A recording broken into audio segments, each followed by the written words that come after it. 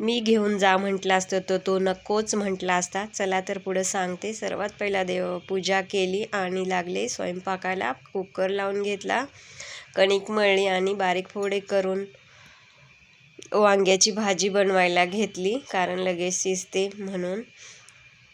वांग्याची भाजी एकीकडे शिजायला घातली आणि लगेच भराभर चपात्या करून घेतल्या, कारण सकाळचा वेळ एवढा फास्ट जातो की वेळच मिळत नाही दुसऱ्या कामाला.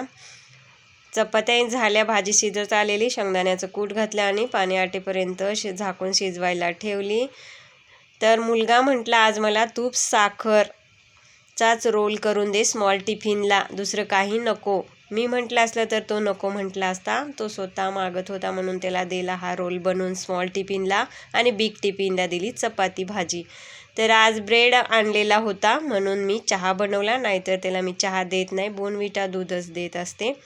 त्याला चहा ब्रेड दिला आणि लगेच डबे भरून घेतले आणि तो गेला शाळेत. त्याला रिक्षात घालून आले खाली जाऊन. थोडासा वेळ राहिलेला म्हणून हे कुपन चिटकून घेतले.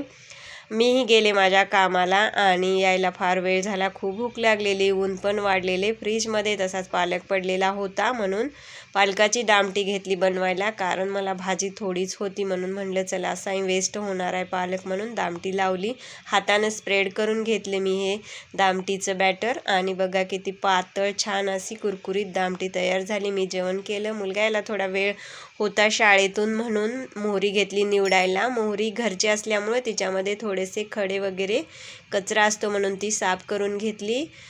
असे कामं मुलाच्या माघारीच करायला लागतात, नाही तर तेच निवडत बसतात आणि सगळं सांडून टाकतात. मीठही संपलेलं म्हणून दोन्ही प्रकारचे मीठही काढून घेतलं. तो आला शाळेतून, त्याला द्यायचं होतं खायला.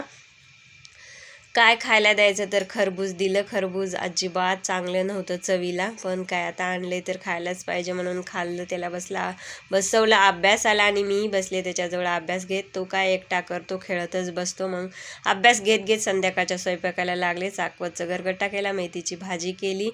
एकीकडे कुकरही लावलेला होता. भाकरी चपात्या दोन्ही केलं.